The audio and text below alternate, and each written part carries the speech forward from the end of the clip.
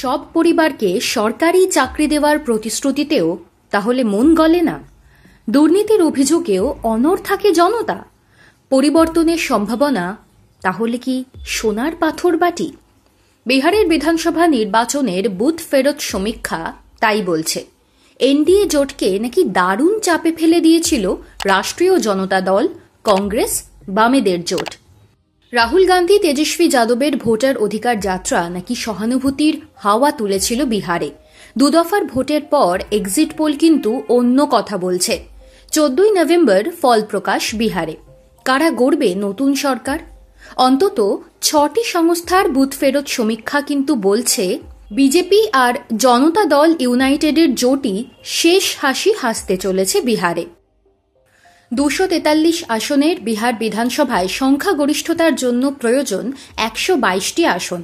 প্রায় সবকটি বুথ ফেরত সমীক্ষার ইঙ্গিত এনডিএর 5টি দল জেডিইউ, বিজেপি, লোক জনশক্তি পার্টি, রামবিলাসপন্থী, হিন্দুস্তানি আওয়াম মোর্চা এবং রাষ্ট্রীয় লোক মোর্চা মিলে অনায়াসেই সেই জাদু সংখ্যা ছুঁয়ে ফেলবে। কয়েকটি সমীক্ষায় মহাগঠবন্ধনকে 100র বেশি আসন দেওয়া হয়েছে। আবার কয়েকটির দাবি তেজস্বী যাদবের জোটের দৌড় 2 অঙ্কেই থেমে যেতে পারে।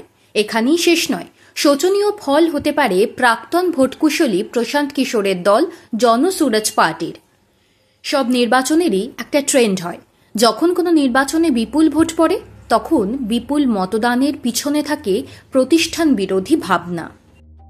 বিহারের ক্ষেত্রে সেই ছবিটা মেলানো যাচ্ছে না।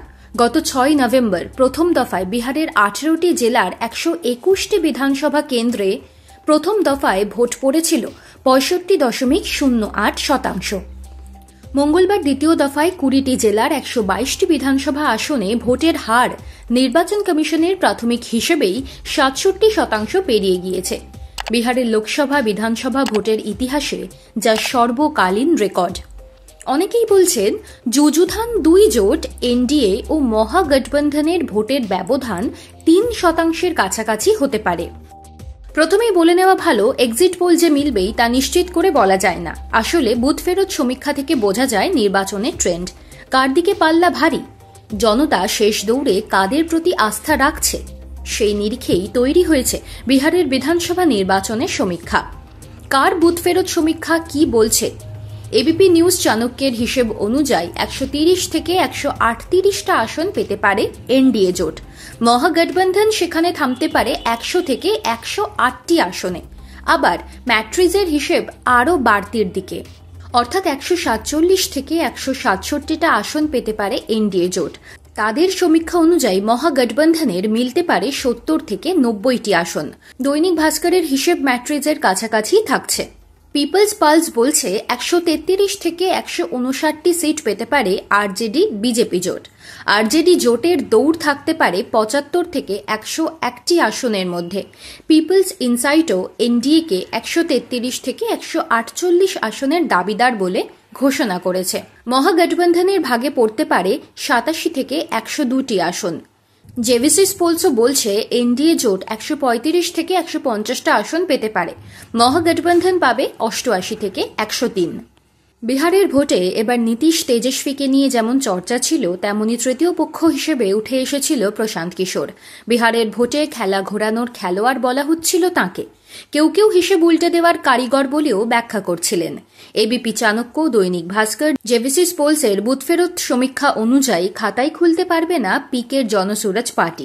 সবচেয়ে বেশি আসন দিচ্ছে পিপলস পালস, 0 থেকে 5টা। ম্যাট্রিস ও পিপলস ইনসাইট 0 থেকে 2টি আসন দিচ্ছে। অর্থাৎ শূন্যের গেরো কাটানোই সবচেয়ে বড় চ্যালেঞ্জ পিকের দলের কাছে। তা যদি হয়, ভোটকুশলী হিসেবে সারা দেশে গ্রহণযোগ্য পিকের বিরাট ব্যর্থতা বলেই ধরে নিতে হবে।